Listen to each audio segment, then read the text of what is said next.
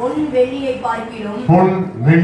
பார்க்கிலும் நீர் விளம்பின வேதமே எனக்கு நலம். அல்லேலூயா. கர்த்தருடைய நாமம் மகிமையடைவார். இந்த நாளிலே உங்களுக்கு ஒரு தேவனுடைய வார்த்தையை சொல்ல வேண்டும் என்பது வாஞ்சிக்கிறது. இந்த பூமியில அநேக மனிதர்கள் விலையேற பெற்றதை தேடிக் கொண்டிருக்கிறார்கள். விலையேற பெற்றது, கடல் கடையில் முத்து கிடைக்குமா, விலையேற பெற்றதாச்சு அப்படின்னு சொல்லி தேடிக்கிறார். இன்னொருடைய மனிதனுடைய வாழ்க்கையில விலையேற பெற்றது வீடாக இருக்கலாம், பொன்னாக இருக்கலாம், அதாவது பொன்னாக இருக்கலாம், நிலங்களாக இருக்கலாம், வீடாக இருக்கலாம், தன் பிள்ளைகளாக இருக்கலாம், இல்ல கணவனாக இருக்கலாம், மனைவியாக இருக்கலாம், எந்த ஒரு உறவுகளாக இருக்கலாம். நம் மனதில் நினைத்துக் கொண்டிருப்போம் இது விலையேற பெற்றது என்று சொல்லி. ஆனால் பரிசுத்த வேதாம் புஸ்தகம் எது விலையேற பெற்றது என்று வேதம் சொல்லுகிறது என்பதை இந்த நாளில் நாம் தியானிப்போம். எது விலையேற பெற்றது? எனக்கு அருமையான கர்த்தருடைய பிள்ளையே, எது விலையேற பெற்றது? உன்னுடைய வாழ்க்கையிலே எது விலையேற பெற்றது என்று நினைத்துக் கொண்டிருக்கிறார்? எது விலையேற பெற்றது என்று எண்ணிக்கொண்டிருக்கிறார்? நம்முடைய பரிசுத்த வேதாம் புஸ்தகத்திலே சொல்லப்பட்டிருக்கிற காரியம் என்ன? பொன் வெள்ளியை காட்டிலும் நீ விளம்பின வேதமே நலமாயிருக்கு. அல்லேலூயா. விலையேற பெற்றதுமாக இருக்கு. வேதம் விலையேற பெற்றது. நீங்கள் கையில் வைத்திருக்கிற இந்த பரிசுத்த வேதாம் புஸ்தகம் எப்படிப்பட்டது? விலையேற பெற்றது. அநேக தீர்க்கதரிசியுடைய ரத்தம் அதில் இருக்கிறது. அநேக பரிசுத்தவான்களுடைய ரத்தம் அதில் இருக்கிறது. அநேக தேவனுடைய மனுஷனுடைய பரிசுத்தவான்களுடைய ரத்தம் படிந்திருக்கிறது. நீங்கள் கையில வைத்திருக்கிற பரிசுத்த வேதாம் புஸ்தகம், வேத புஸ்தகத்தை பற்றி நன்கு அறிந்து கொள்ளுங்கள். வேத புஸ்தகத்தை பற்றி நன்கு அறிந்து கொள்ளுங்கள். இது எவ்வளவு விலையேற பெற்றது நம் கையிலே கிடைத்திருக்கிறது. அநேக நாடுகளிலே, அநேக ஊர்களிலே இன்னும் வேதம் போகவில்லை, வேத புஸ்தகம் போகவில்லை. அநேக ஜனங்கள் வாடிக்கொண்டிருக்கிறார்கள். எனக்கு ஒரு வேதம் கிடைக்குமா, வேத வசனத்தை நான் வாசிக்க முடியுமா என்று சொல்லி பாதாளத்திலே கொண்டு போய் மறைமுகமாக வாசித்துக் கொண்டிருக்கிறார்கள். தேவ பிள்ளையே, இந்த நாளிலே அநேக பேர், அநேக ஜனங்கள் வேதத்தை வைப்பது சட்டப்படி குற்றம் என்று எத்தனையோ நாட்டுகளிலே உத்தரவு இருக்கிறது, சட்டங்கள் இருக்கிறது. அநேக ஜனங்கள் இந்த வேதத்தை நம்மளை ஒரு வசனமாக வாசிக்க முடியாதா என்று சொல்லி ஏங்கிக் கொண்டிருக்கிறார்கள். ஆனால் நம்ம கையிலே இந்த நாளிலே விடுதலையோடு நம்ம வேதத்தை வைத்திருக்கிறோம். வேதத்தை வைத்து வாசிக்கிறோம், அதை தியானிக்கிறோம். கர்த்தர் நம்மளுக்கு ஒரு சபையை தந்திருக்கிறார், வேதத்தை தந்திருக்கிறார். வேதத்தின்படி வாழும்படியாக கர்த்தர் ஆவியையும் தந்திருக்கிறார். ஹல்லேலூயா. தேவனுடைய நாம மகிமை அடைவதாக. இந்த நாளிலே கர்த்தருடைய வார்த்தை நிதானமாய் கேளுங்கள். வேதம் நம்மளுக்கு என்ன சொல்லுகிறது, வேதத்தினுடைய விலையேற பெற்றதாக இருக்கிறது என்பதற்கான சில சான்றுகளை சொல்லுகிறேன். 2 தீமோத்தேயுவின் புஸ்தகம், 2 தீமோத்தேயுவின் புஸ்தகத்திலே 3ஆம் அதிகாரம் 16ஆம் வசனம் எடுத்தவர்கள் சத்தமாய் வாசிக்கலாம். வேத வாக்கியங்கள் எல்லாம் தேவனுடைய ஆவியினால் அருளப்பட்டிருக்கிறது. போதும். அல்லேலூயா. நல்ல கவனிங்க. இந்த இருக்கிற வேதத்தில் இருக்கிற ஒவ்வொரு வார்த்தைகளும், ஒவ்வொரு வசனங்களும் தேவ பரிசுத்த ஆவியாலே அருளப்பட்டிருக்கிறது. தேவனுடைய ஆவியினாலே அருளப்பட்டிருக்கிறது என்று வேதம் சொல்லுகிறது. இதில் இருக்கிற ஒவ்வொரு வார்த்தை எல்லாமே பரிசுத்த தேவனுடைய ஆவியினாலே அருளப்பட்டிருக்கிறது, தரப்பட்டிருக்கிறது. உனக்கும் எனக்கும் கர்த்தர் வார்த்தை இருக்கிறது. அநேக பேர் கேட்பாங்க, எனக்கு என்ன இல்லை, வீடு இல்லை, எனக்கு என்ன இல்லை, நிலம் இல்லை, எனக்கு என்ன இல்லை, உண்மையான உறவுகள் இல்லை. தேவையில்லை. நமக்கு முன்பாக தேவ வசனம் இருக்கிறது, நமக்கு முன்பாக தேவனுடைய வார்த்தை இருக்கிறது. தேவனுடைய வார்த்தை நம்மளை உயிர்ப்பிக்கிறதாக இருக்கிறது. தேவனுடைய வார்த்தை நம்மளுக்கு வாக்குத்தத்தத்தை தருகக்கூடியதாக இருக்கிறது. இந்த நாளிலே கூட விலையேற பெற்றதாக நம்மளோடு கூட கடந்து வருகிற ஒரே ஒரு காரியம் வேதமே. மார்க் எழுதின புஸ்தகம் 13வது அதிகாரம் 31ஆம் வசனத்தை சத்தமாய் வாசிக்கலாம். மார்க் 13:31. வானமும் பூமியும் ஒழிந்து போ, என் வார்த்தைகளும் ஒழிந்து போவதில்லை. ஆண்டவருடைய வார்த்தையை கேளுங்க. ஆண்டவர் சொல்லுகிறார், ஆண்டவராகிய இயேசு கிறிஸ்து சொல்லுகிறார், வானமும் பூமியும் ஒரு நாள் ஒழிந்து போகும், ஆனால் என்னுடைய வார்த்தையை ஒரு நாளும் ஒழிந்து போவதில்லை. உன்னுடைய வாழ்க்கையிலே தேவனுடைய வார்த்தை ஒரு நாளும் விலகுவதில்லை. அவர் சொன்னபடியே நிச்சயமாக வருவார். உன்னை விட்டு விலக மாட்டார். உன்னையும் என்னையும் தேவன் கைவிட மாட்டார். வேத வசனம் நம்மளை உயிர்ப்பிக்கிறதா இருக்கிறது. தேவ பிள்ளையே, நீ வேதத்தை நம்பு, வேத வசனங்களை நம்பு, வேதத்தில் உள்ள வாக்குத்தத்தங்களை நம்பு, வேதத்தில் உள்ள சொல்லப்பட்ட எச்சரிப்பை பின்பற்று. தேவன் சொல்லுகிற எல்லா திசைகளிலும் போகும் பொழுது, தேவன் காமிக்கிற பாதையிலே போகிற பொழுது, தேவன் காமிக்கிற எல்லா இடங்களிலும் நாம் நின்று நிதானமாய் போகிற பொழுது அந்த பாதையில் இருள் இல்லை, அந்த பாதையிலே பள்ளம் இல்லை. தேவன் காமிக்கிற பாதையிலே நேரான சரியான ஒழுங்கு கிரகமான வழியாக இருக்கிறது. தேவ பிள்ளைங்க, கவனிங்க, என்னோட சேர்ந்து கவனிங்க. வேதம் சொல்லுகிற வார்த்தையை வெளி கேளுங்க. இந்த உலகத்திலே வெளியேற பெற்றது ஒன்று இருக்குமானால் அது வேதாகம் பரிசுத்தம் மட்டும்தான். இந்த உலகத்துல அதிகமாக உங்களை யாராவது என்ன வச்சிருக்கிறீங்க, என்ன சம்பாதிச்சு வச்சிருக்கீங்க, என்ன நீங்க சம்பாதிச்சு வச்சிருக்கீங்க, யாராவது உங்களை பார்த்து கேட்டாங்கன்னா நீங்க சொல்லுங்க, நான் வீடை சேர்த்து வைக்கிறதை விட, நிலங்களை சேர்த்து வைக்கிறதை விட, சொந்த பந்தங்களை சேர்த்து வைக்கிறதை விட அதிகமாய் சேர்த்து வைப்பது என்னுடைய வேதம் தான். நான் வேதத்தை சேர்த்து வைத்திருக்கிறேன். வேத வசனங்களை எனக்குள்ளாக சேர்த்து வைத்திருக்கிறேன். வேத வசனத்தின்படி என் பிள்ளைகளுக்கு போதித்து வைத்திருக்கிறேன். இன்னும் அநேக பேர்களுக்கு நான் வேதத்தை போதித்துக் கொண்டிருக்கிறேன். இதுவே என்னுடைய வாழ்க்கையிலே வெளியேற பெற்ற சொத்தாக எண்ணுகிறேன் சொல்லி யார் சொல்றீங்களோ எல்லாரும் அலையே சொல்லலாமா? வானமும் பூமி ஒளிந்து போகும், வானமும் பூமி ஒளிந்து போகும், தேவனுடைய வார்த்தை என்று முடியாது. கர்த்தருடைய வார்த்தை உயிர்ப்பிக்கிறதா இருக்கிறது. கர்த்தருடைய வார்த்தையினால்தான் வானம் உண்டானது. கர்த்தருடைய வார்த்தையினால்தான் உலகம் உண்டானது. கர்த்தருடைய வார்த்தையினால்தான் சகலமும் உண்டானது. அவர் வார்த்தை வந்தா போதும். அவர் வார்த்தை எப்படிப்பட்டதாக இருக்கிறது? ஜீவன் உள்ளதாக இருக்கிறது. ஜீவன் உள்ள வார்த்தையாக இருக்கிறது தம்பி. அவருடைய வார்த்தை நம்மை விடுவிக்கிறதாக இருக்கிறது. உங்க வாழ்க்கையில ஒரு நடக்கணும் அப்படின்னு சொன்னா வேதத்தை எடுத்துக்கொள்ளுங்க. ஆண்டவரே, இந்த வசனத்தை நீ சொன்னீரே, வானம் பூமி ஒளிந்தாலும் உமது வார்த்தை மாறாது என்று சொல்லியிருக்கிறது. ஆண்டவரே, உமது வார்த்தையின்படி என்னை ஆசீர்வதியும் சொல்லி கேட்டு பாருங்க. வார்த்தையின்படி வாழ்ந்து கேட்டு பாருங்க. ஜெபத்திலே நீங்கள் எதை கேட்கிறதுக்கு முன்பாக உமது வேத வசனத்தின்படி வாழுகிறேன், அப்படி நான் ஜெபம் பண்ணுகிறேன். அந்த ஜெபத்தை நீ கேட்டு பாரு, நீ கேட்டருளும் சொல்லி நீங்க ஜெபம் பண்ணி பாருங்க. கர்த்தர் எப்படி இறங்குறான்னு பாருங்க. உங்களுடைய ஜெபம் எப்படி கேட்கப்படுகிறது என்று பாருங்க. நீங்க வேதத்தின்படி, நிறைய பேர் வேதத்தின்படி ஜெபம் பண்ணுகிறோம், வேதத்தின்படி வாழுகிறோமா? வேதத்தின்படி வாழும் பொழுது தேவ ஆவியானவர் நம்ம மத்தியிலே இறங்கி வருகிறார். தேவனுடைய வல்லமை நம்ம மத்தியிலே இறங்கி வருகிறது. தேவ பிரசன்னம் நம்ம மத்தியிலே இறங்கி வருகிறது. தேவ தூதர்கள் நம்ம மத்தியிலே இறங்கி வருகிறார்கள். பரிசுத்த ஆவியானவர் நம்ம மத்தியிலே ஆளுகை செய்கிறார். நான் தேவன் நம்மளுக்கு எல்லா வழிகளையும், எல்லா கோணலான வழிகளையும் அவர் செம்மையாக்க வருகிறவராக. அல்லேலூயா. நீங்கள் வைத்திருக்கிற வேதம் பரிசுத்தவான்களின் நீதிமான்களுடைய ரத்தம் நிறைந்த கரைப்பட்டிருக்கிற கரைதிரைப்படாத ஒரு வேத புஸ்தகமாக இருக்கு. கரைதிரைப்படாத ஒரு வேத புஸ்தகம், பரிசுத்தவான்களின் ரத்தம் நிறைந்த, நீதிமான்களின் ரத்தம் நிறைந்த வேத புஸ்தகமாக இருக்கு. அந்த புஸ்தகத்தை மெய்யாக இந்த பரிசுத்தவான்களுடைய ரத்தத்துக்கெல்லாம் வெளியேற பெற்ற ரத்தமாய் இருக்கிற இயேசு கிறிஸ்துவின் ரத்தம் படிந்திருக்கிறது. அல்லேலூயா, அல்லேலூயா. இந்த வசனத்தை வாசிக்கிற பொழுதெல்லாம் இது பரிசுத்தவான்களின் ரத்தம் என்று நினைத்துக் கொள்ளுங்கள். இந்த வேதம் இந்த நாட்டுக்கு, இந்த ஊருக்கு, இந்த எல்லைக்கு, இந்த உங்களுடைய கைக்கு வருவதற்கு முன்பாக எவ்வளவு பாடுகள், எவ்வளவு போராட்டங்கள், எவ்வளவு நிந்தனைகள், எவ்வளவு சங்கடங்கள், எவ்வளவு மரணங்கள் என்பதை நாம் ஒரே வார்த்தையில் சொல்லிவிட முடியாது. அல்லேலூயா. வேத வசனம் நம்மளுக்கு வெளிச்சமும் தீபமுமாய் நம்மளுக்கு போகிற வழியை காட்டக்கூடியது வேதம். நம்ம போற திசையை காமிக்கக்கூடியது பரிசுத்த வேதாம் புஸ்தகம். இன்னைக்கு உலகத்தில் உள்ள எல்லா கண்டுபிடிப்புகளுக்கும் எல்லா விஞ்ஞானிகளும் சொல்லக்கூடியது என்னன்னா, வேதமே வெளிச்சம். வேதத்தையே நான் படித்தேன், வேதத்தையே நான் அறிந்தேன், அந்த வேதம் தான் என்னை விஞ்ஞானியாக ஆக்கியிருக்கிறது. எத்தனையோ பெரிய பெரிய விருதுகள் பெற்ற ஒவ்வொரு விஞ்ஞானிகளும் சொன்ன பலவிதமான துறைகளிலே வென்ற ஜெயித்த தேவம் சாதாரண ஒரு மனிதர்களும் சரி, விஞ்ஞானிகளும் சரி, பெரிய சிறிய கண்டுபிடிப்புகள் யாராக இருந்தாலும் சரி, அதிகபட்சமாக சொல்லக்கூடிய சாட்சி என்னவென்றால் வேதம் என்னை வழிகாட்டினது. வேதம் என்னை வழிகாட்டினதுங்க. வேதம் என்னை வழிநடத்தினது.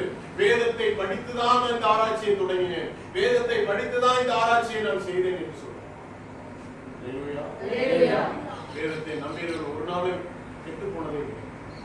அல்லேலூயா. கர்த்தரை நம்பினவர் ஒரு நாள் தாட்சி அடைந்ததே இல்லை. நம்ம வாழ்க்கையிலே முதலாவது தெரிந்து கொள்ள வேண்டிய சத்தியம் என்னவென்றால் வெளியேறப்பட்டது பரிசுத்த வேதம். உங்க கையில என்ன இருக்கோ, செல்போன் இருக்கோ, லேப்டாப் இருக்கா, என்ன இருக்கு, என்ன வச்சிருக்கீங்க, எதை தேடிட்டு இருக்கீங்க, எதை விரும்பி கொண்டிருக்கிறீங்க? உங்க கையில் வேதாக புஸ்தகம் இருக்க வேண்டும், பரிசுத்த வேதாக புஸ்தகம் இருக்க வேண்டும், தேவனுடைய வார்த்தை இருக்க வேண்டும், தேவனுடைய நீதி உள்ள பரிசுத்த ஆவியுடைய வார்த்தை இருக்க வேண்டும்.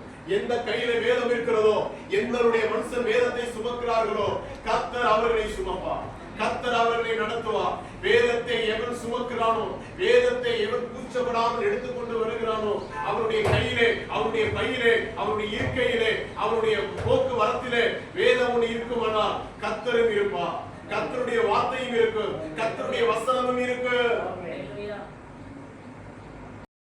உன் அக்கினியினாலே சோதிக்கப்படும், அதை பார்க்கிலும் அதிக விலையேற பெற்றதாயிருக்கிற உங்கள் விசுவாசம், அதிக விலையேற பெற்றதாயிருக்கிற உங்கள் விசுவாசம் சோதிக்கப்பட்டு இயேசு கிறிஸ்து வெளிப்படும் பொழுது உங்களுக்கு புகழ்ச்சியும் கனமும் மகிமையும் உண்டாக காணப்படும். அல்லேலூயா. எல்லாரும் சேர்ந்து ஹalleluya. தேவனுடைய நாமம் மகிமை அடைவதாக. வெளியேற பெற்றதாக எதை சொல்கிறது? பரிசுத்த வேதாகம புஸ்தகம் விசுவாசத்தை, நாம் தேவன் மேல் வைத்திருக்கிற விசுவாசம், தேவனுடைய பார்வையிலே அது வெளியேற பெற்றதாக இருக்கிறது. நம் வாழ்க்கையிலே மிகவும் வெளியேற பெற்றது என்னவென்றால், நாம் தேவன் மேல் வைத்திருக்கிற விசுவாசமே அது வெளியேற பெற்றது. ஒரு ஆத்மா வெளியேற பெற்றது என்று சொல்லுவார்கள் சபையிலே. அதை எதை வைத்து சொல்லுவார்கள் என்றால், அவருடைய விசுவாசத்தை வைத்து சொல்லுவார். ஒரு ஆத்மா வெளியேற பெற்றது என்று சபை ஜனங்கள் சொல்லுவார், பரிசுத்தவான்கள் சொல்லுவார்கள். அது எதை வைத்து சொல்லுவாங்கன்னா, இந்த விசுவாசத்தை வைத்து தான் சொல்லுவாங்க. விசுவாசம் இல்லாமல் தேவனை எப்படி மகிமைப்படுத்துவது? தேவன் மேலே விசுவாசம் இல்லாமல் எப்படி ஜெபம் பண்ணுவது? விசுவாசம் இல்லாமல் எங்க அற்புதம் நடக்கும், எங்க அடையாளம் நடக்கும்? விசுவாசம் தேவையாக இருக்கும். இன்றைய சபைகளுக்கு விசுவாசம் தேவையா இருக்கு. சரியான நேரத்துக்கு வந்து சரியான இடத்திலே அமர்ந்து சரியான வேதத்தை எடுத்து நீங்கள் படிக்கவும், நீங்கள் முழங்காலிட்டு தேவனுக்கு முன்பாக மண்டியிட்டு ஜெபிக்கவும் முக்கியமாக இருக்கிறது. அதற்கு எது தேவையாக இருக்கிறது என்றால் விசுவாசம். நான் முதன்மையாக வருவேன், முதன்மையாக ஜெபம் பண்ணுவேன், நான் முதன்மையாக தேவனை ஆராதிப்பேன், நான் முதன்மையான ஊழியங்களை செய்வேன், நான் தேவனுக்கு பிரியமானவனாக இருப்பேன். முதலாவது தேவன், முதலாவது தேவனுடைய ராஜ்யம், முதலாவது தேவனுடைய வழி நடத்துதல், முதலாவது தேவனுக்கு கீழ்ப்படிதல், முதலாவது தேவனுக்கு முன்பாக என்னை அர்ப்பணித்தல் என்று சொல்லி முதலாவது நீங்க தேவனுக்கு அர்ப்பணிக்கிற பொழுது உங்களுக்குள்ளாக வெளியேற பெற்றது ஒன்று உருவாகும். அதுதான் விசுவாசம்.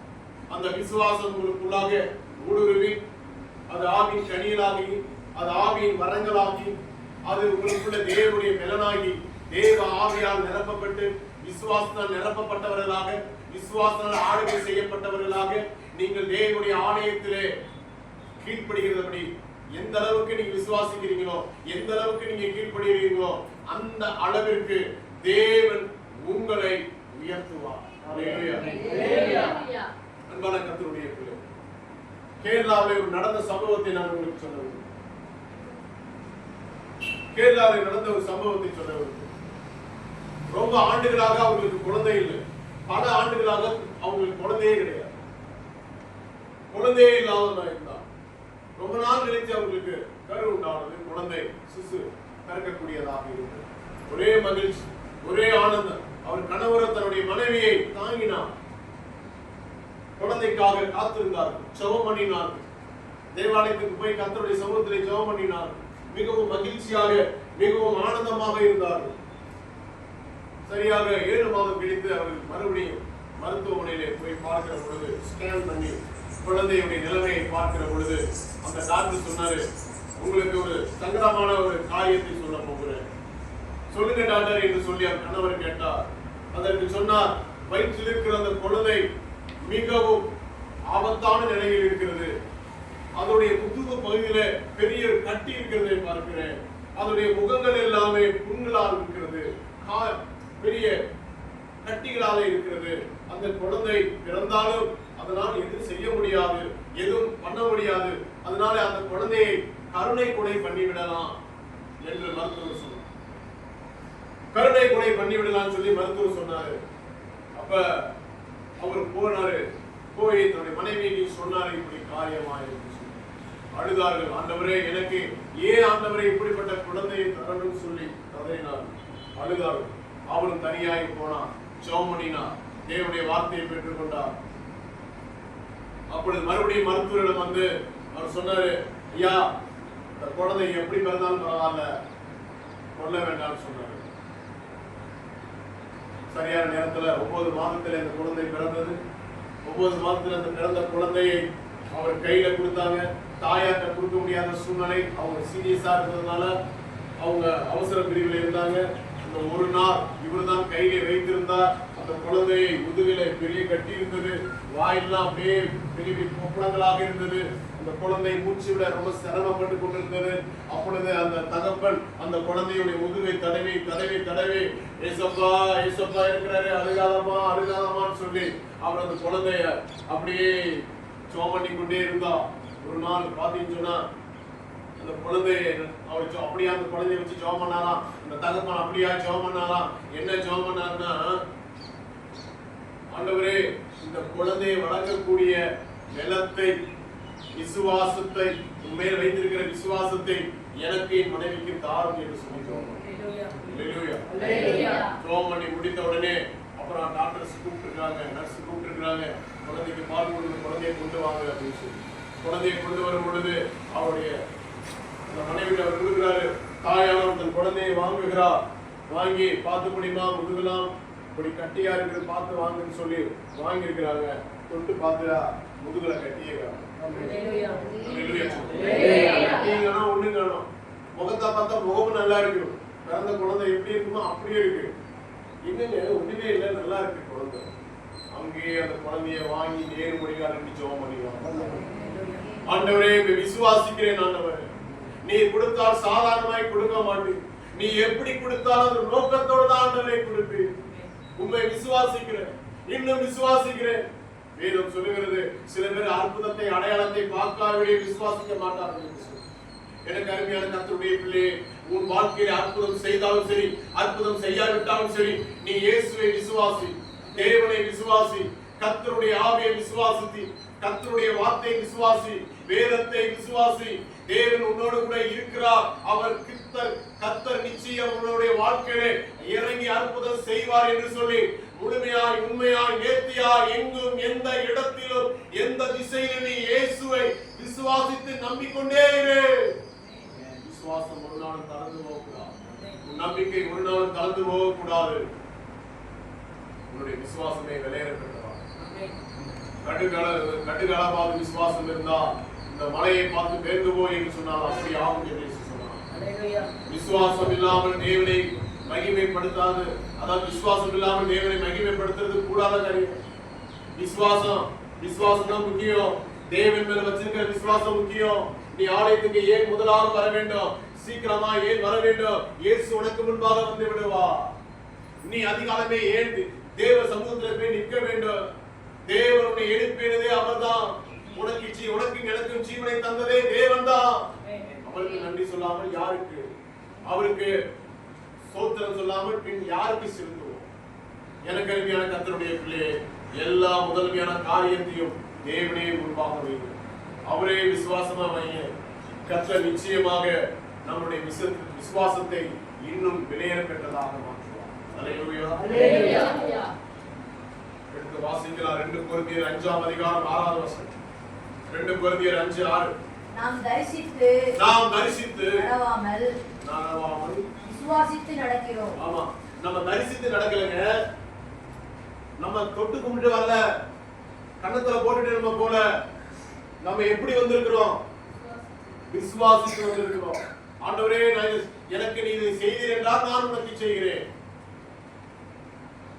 நீ எனக்கு இந்த வேண்டுதல் படி நான் வேண்டிக் கொள்கிறேன். எனக்கு நீ நன்மை செய்தால் நான் உனக்கு படைக்கிறேன், உனக்கு செய்கிறேன் என்பது அல்ல. அப்படி அல்ல. அது தரிசித்து நடப்பது, அது தரிசித்து வாழ்வது அப்படி அல்லங்க. அவரை போல நடப்பதுதான் விசுவாசம். குருவை போல சீசி அப்படி நடக்க வேண்டும். தேவன் என்ன சொன்னார்? அவருடைய உபதேசம் என்ன, அவருடைய வார்த்தை என்ன, அவருடைய வசனம் என்ன, அவருடைய காரியம் என்ன என்பதை நாம் கற்றவர்களாக, ஜெபத்திலே அறிந்தவர்களாக, தேவ வசனத்தை தியானித்து அதன்படி தன்னை வாழ தன்னை முழுவதுமாய் அர்ப்பணிக்கப்பட்டவர்களாக நாம் விளங்க வேண்டும்.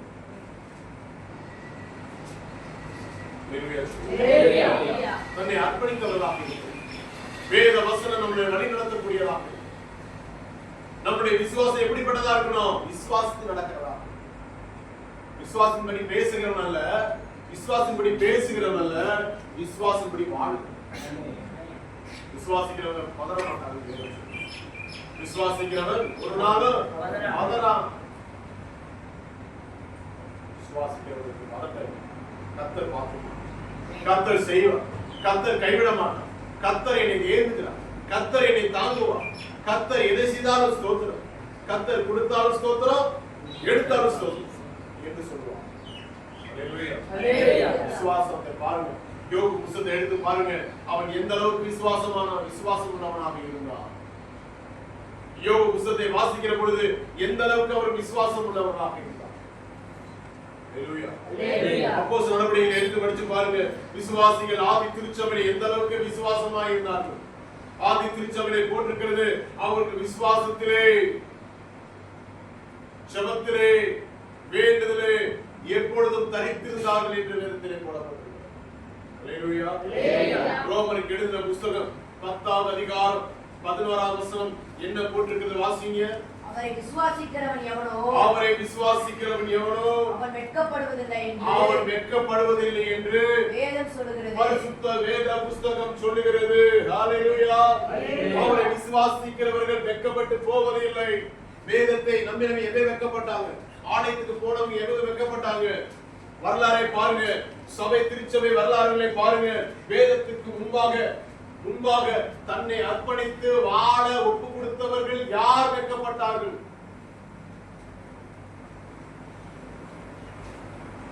விசுவாசம் உள்ள சபை வினையாளிகளை சுத்தமாக்கும் என்று நம்முடைய ஜெபம் எப்படிப்பட்டதாக இருக்க வேண்டும்? விசுவாசம் உள்ள ஜெபமாக இருக்கிறோம் என்றால் விசுவாசமாக வாழ வேண்டும். விசுவாசத்தோடு பார்க்க வேண்டும். விசுவாசத்தோடு பேச வேண்டும். விசுவாசத்தோடு இருக்கணும்.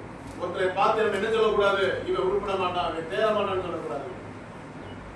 எப்படிப்பட்ட மனுஷனின் தேவன் எந்த மனுஷனையும் பிரகாசிக்க பண்ணுகிற மெய்யான ஒளியாக இருக்கிறார். இந்த அருமையான இந்த பகல் வேளையிலே ஆண்டவர் உங்களோடு பேசுகிறார். என்ன பேசுகிறார் என்றால், நீ விசுவாசித்தா தேவனுடைய மகிமையை காண்பார். உன் வீட்டில் நடக்கிற எல்லா அங்கலாய்ப்பு, வேதனை, துன்ப இக்கட்டில் இருந்து தேவன் விடுவிக்க வல்லமை உள்ளவராய் இருக்கிறார். எந்த இடத்துல உனக்கு பிரச்சனை இருக்கிறதோ, போராட்டம் இருக்கிறதோ, இல்லாமை இருக்கிறதோ, வறுமை இருக்கிறதோ, பலவீனம் இருக்கிறதோ, அந்த இடத்திலே நின்று இயேசு கிறிஸ்துவின் நாமத்தை விசுவாசித்து பரிசுத்த ஆவியானவரை பெற்றுக்கொண்டு பரிசுத்த துணையோடு நீ விசுவாசித்து ஜெபம் பண்ணினா நிச்சயமாக அந்த நிலைமையிலிருந்து தேவன் மாற்ற வல்லமை உள்ளவராக இருக்கிறார். ஹalleluya. தேவனால முடியாத காரியம் ஒன்றுண்டோ? தேவனால முடியாத காரியம் எது இருக்கா? எதுவுமே இல்லை. தேவனால எல்லாம் முடியும். ஹalleluya. தேவனுடைய வார்த்தை அடுத்து எது வெளியேற பெற்றது? பரிசுத்த வேதாகமத்தில் எது வெளியேற பெற்றதாக அடுத்து சொல்லுகிறது? என்னோட கூட திரும்பிக் கொள்ளுங்க. 1 பேதுருவின் புத்தகம் 1ஆம் அதிகாரம் 19ஆவது வசனம். குற்றம் இல்லாத மாசற்ற ஆட்டுக்குட்டியாகிய கிறிஸ்துவின் விலையேற பெற்ற இரத்தத்தினாலே சத்தமா சொல்லுங்க. இரத்தத்தினாலே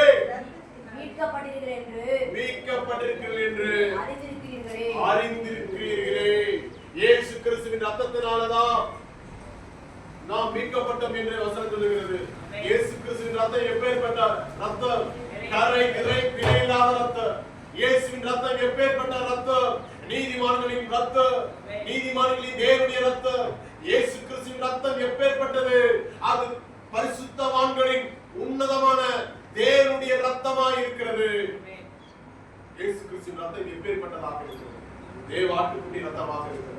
வானத்திலிருந்து இறங்கின ஜீவப்பனுடைய ரத்தமாக இருக்கிறது. நாம் போகிற வழி அவரே உண்டு பண்ணினார். நாம் வானத்துக்கு ஏறுகிற வழி அவரே உண்டு பண்ணினார். பரலோகத்துக்கு ஏறுகிற வழி அவரே உண்டு பண்ணினார். நாம் தேவனோடு கூட இணையும்படியாக அவரே உண்டு பண்ணினார். நாம் தேவனோடு கூட ஐக்கியப்பட்டிருக்கும்படியாக, சபையோடு பரிசுத்தவான்களுடைய அன்பினுடைய ஐக்கியத்தில் இருக்கும்படியாக அவரே உண்டு பண்ணினார். எப்படியா உண்டு பண்ணினார்? அதுதான் இயேசுவின் ரத்தத்தால். இயேசுவின் ரத்தத்தாலே நம்மை என்ன பண்ணினார்? நாம் தேவனை விட்டு விலகி இருந்தோம், பிரிந்திருந்தோம், தேவனை சார்ந்து நாம் இல்லை, மனதோடு வாழ்ந்தோம், மாம்சத்தோடு வாழ்ந்தோம், அக்கிரமக்காரர்களாக பாவிகளாக வாழ்ந்தோம். ஆனால் இயேசுவின் ரத்தம் நம்முடைய எல்லா பாவத்தையும் கரை கிரை எல்லாவற்றையும் கழுவி நம்முடைய இயேசுவின் ரத்தம் சுத்திகரித்து, இயேசுவின் ரத்தம் நம்மளை தேவனோடு கூட இணைத்து இருக்கிறது. ஹல்லேலூயா. அந்த ரத்தம் இன்று நமக்காக பரிந்து பேசுகிறது. அந்த விலையேற பெற்ற ரத்தத்தாலே நம்ம என்ன பண்ணிருக்கிறோம்? ஒன்னு யோவானின் புஸ்தகத்தை எடுத்துக் கொள்ளுங்க. ஒன்னு யோவானின் புஸ்தகம் 1ஆம் அதிகாரம் 7வது வசனத்தை வாசித்து பாருங்கள். அவர் ஒளியா இருக்கிறது போல நாமும் ஒளியிலே நடந்தால் ஒருவரோடு ஒருவர் ஐக்கியப்பட்டிருப்போம். அவருடைய பிதாவுடைய குமாரனாகிய இயேசு கிறிஸ்துவின் ரத்தம் சகல பாவங்களையும் நீக்கி நம்மளை சுத்திகரிக்கிறது. இயேசுவின் ரத்தம் சிந்ததில் இல்லாமல் நம்மளுக்கு சுத்திகரிப்பு ஒன்று இல்லை. இயேசுவின் ரத்தம் இல்லாமல் நம்மளுக்கு சுத்திகரிப்பு ஒன்று இல்லை. இயேசுவின் ரத்தத்தாலே மாத்திரம் நம்ம சுத்தமாக்க முடியும். நிறைய பேர் என்ன பண்றாங்க? தியானம் பண்ணா மனசு சுத்தமாயிருந்தீங்களா? நிறைய பேர் பலவிதமான பயிற்சிகளை செய்தால் நம்முடைய இருதயம் சுத்தமாகிவிடும். சில பேர் நினைக்கிறாங்க, கங்கை யமுனையில போய் கும்பிட்டு வந்தோம்னா மூழ்கி கொண்டோம் என்றா நம்முடைய பாவங்கள் எல்லாம் கழுவி விடும் என்று நிறைய பேருடைய நம்பிக்கை இருக்கிறது. ஆனால் வேதத்துடைய நம்பிக்கை என்ன? வேதத்துடைய வார்த்தை என்ன? வேதத்துடைய சத்தியம் என்ன? வேதம் என்ன சொல்லுகிறது? இயேசுவின் ரத்தம் சகல பாவங்களை நீக்கி நம்மை சுத்திகரிக்கிறது. அநேக பேருக்கு சுகமாகும், அநேக பேருக்கு விடுதலையாகும், அநேக பேருக்கு வேண்டுதல் கேட்கப்படணும். நல்லதுதான். ஆனால் அதற்கு முன்பாக உன்னுடைய வாழ்க்கையிலும் சரி, என்னுடைய வாழ்க்கையிலும் சரி, ஒரு காரியம் ஒன்று நடக்கிறது. இயேசுவின் ரத்தம் தெளிக்கப்பட்டது. இயேசுவின் ரத்தம் நம்முடைய சகல பாவங்களை நீக்கி நம்மை சுத்திகரிக்கிறது. இது ஒரு தனிப்பட்ட மனிதனுடைய வாழ்க்கையில் நடக்குமானா அவருடைய வாழ்க்கை மாறும், அவருடைய சூழ்நிலைகள் மாறும், அவருடைய பிரச்சனைகள் மாறும், அவருடைய இன்னல்கள் போராட்டங்கள் எல்லாம் மாறும். இயேசுவின் ரத்தத்தாலே கழுவப்படு, இயேசுவின் ரத்தத்தாலே சுத்திகரிக்கப்படு. உன்னுடைய நாவிலே எத்தனை முறை இயேசு என்ற வார்த்தை வருகிறது, இயேசுவின் ரத்தத்தாலே ஜெயம் உண்டு என்று எத்தனை தடவை உன்னுடைய என்னுடைய நாவிலே வருகிறதோ அத்தனை பேரிலும் இயேசு கிறிஸ்துவின் ரத்தத்தினால் சுத்திகரிக்க முடியும். அல்லேலூயா. விசுவாசிக்கிறவன் தேவனுடைய மகிமையை காண்பான் என்று ஒரு வார்த்தையில் சொல்லவில்லை, பல அர்த்தமுள்ள வார்த்தைகளை தேவன் வைத்திருக்கிறார். எந்த நாளிலே நாம் நேர்மொழிகள் என்று என் பாவம் எல்லாம் அறிக்கை செய்கிறேன், என் பாவத்தை மன்னித்தருளும், என்னை ரட்சித்தருளும், உமது ரத்தத்தாலே என் இருதயத்தை கழுவி என்னுடைய சுத்திகரியும் என்று சொல்கிறோமோ அந்த நாளிலே கர்த்தருடைய ரத்தம், கல்வாரியின் ரத்தம், இயேசுவின் ரத்தம், புனிதரின் ரத்தம். அநேகர் புனிதர் என்று சொல்கிறார்கள். ஆனால் புனிதர் என்றால் ஒருவரே, அவரின் நசரனாகிய இயேசு மாத்திரமே. அந்த இயேசுடைய ரத்தம், கல்வாரி ரத்தம் வானத்திலிருந்து உன் மத்தியிலே சொட்டு சொட்டாய் விழுந்து உன்னையும் என்னையும் சுத்திகரிக்கக்கூடிய வல்லமை உள்ளதாக இருக்கிறது. இயேசுவின் ரத்தம் சுத்திகரிக்கப்பட்டவர்களுடைய வாழ்க்கை தான் மாறி இருக்கிறது, தவிர வேற எந்த மனிதனுடைய வாழ்க்கையும் மாறினதாக பார்க்க முடியாது. நான் எந்த அர்த்தத்திலே சொல்லுகிறேன் என்று சொன்னால், ஒரு இருதயம் சமாதானமாய் இருக்கிறது, பரிசுத்தமாய் இருக்கிறது என்று சொன்னார், அவர்கள் இயேசுவின் ரத்தத்தாலே கழுவப்பட்டவர்கள் தவிர மற்றவர்கள். அல்லேலூயா. தேவனுடைய நாம மகிமை அடைவதாக. எபிரேயர் புஸ்தகம் 9ஆம் அதிகாரம் 22ஆம் வசனத்தை சத்தமாய் வாசியுங்கள். நியாயப்பிரமாணத்தின்படி கொஞ்சம் குறைய எல்லா இரத்தத்தினாலே சுத்திகரிக்கப்படும். ரத்தம் சிந்துதல் இல்லாமல் மன்னிப்பு உண்டாகாது, பாவ மன்னிப்பு உண்டாகாது. அல்லேலூயா. ரத்தம் சிந்துதல் இல்லாமல் பாவ மன்னிப்பு உண்டாகாது. எபிரேயர் 9ஆம் அதிகாரம் 22ஆம் வசனம் இப்படியாய் சொல்லுகிறது, இயேசு கிறிஸ்துவின் ரத்தம் சிந்துதல் இல்லாமல் பாவ மன்னிப்பு நம்மளுக்கு உண்டாகாது. இயேசு நமக்காக சிலுவை சுமந்தார், மரணத்தை ருசி பார்த்தார், சிலுவையிலே 3 ஆணியினாலே 6 மணி நேரம் சிலுவையிலே தொங்கினார், காயங்களை ஏற்றுக்கொண்டார், அவமானங்களை ஏற்றுக்கொண்டார், பாடுகளை ஏற்றுக்கொண்டார், இன்னல்களை ஏற்றுக்கொண்டார். துக்கங்களை ஏற்றுக்கொண்டார். எதற்காக? நம்மளுடைய அவருடைய தலைமையினாலே நாம் சுகமாகும்படி எல்லாவற்றையும் ஏற்றுக்கொண்டார். அவர் மரித்தாதான் பாவ மன்னிப்பு உண்டார். இன்னைக்கு நிறைய பேர் கெடா ஏன் வெட்டுறோம் தெரியாது. கோயில போய் ஏன் கெடா வெட்டுறீங்க அப்படின்னு கேட்டா வேண்டுதல் முடிச்சிருவாங்க. அதனுடைய அர்த்தம் என்ன, விளக்கம் என்னன்னு கேட்டா நிறைய பேர் தெரியாது. நான் மதுரையிலே பிறந்தவன். எங்க ஊர்ல தான் அது ரொம்ப அதிகபட்சமாக இருக்கும். மற்ற ஊர்ல இருக்கும், ஆனா மதுரையில 2 மடங்கா இருக்கும் கெடா வெட்டுற காரியம். நானும் அநேக நேரங்களில் யோசிப்பேன், கெடா வெட்டுறது எதுக்கு வெட்டுறோம்? ஒரே வார்த்தை எதுக்குன்னு கேட்பேன், வேண்டுதல். வேதத்தை முதலாவதாக படிக்கிற பொழுதுதான் இதுதான் வேண்டுதலா அப்படின்னு போல எனக்கு தோணும். எல்லா மனுஷனும் பாவம் பண்றான். பாவத்துக்கு மோட்சமாக என்னுடைய ரத்த பலி இந்த மிருகத்தின் மேலே போய் சுமர்ட்டுன்னு சொல்லி ஆடு மாடுகளை கொண்டு வந்து அதை வெட்டி வெட்டி அந்த ரத்தத்தை பலிபீடத்திலே தெளிவார்கள். கர்த்தர் அந்த பலியை ஏற்றுக்கொண்டு இந்த மனுஷனுடைய பாவத்தை எல்லாம் அந்த ரத்தத்திலே மிருகத்திலே சுமந்து விடுவார். அவர்களை மன்னித்து விடுவார்.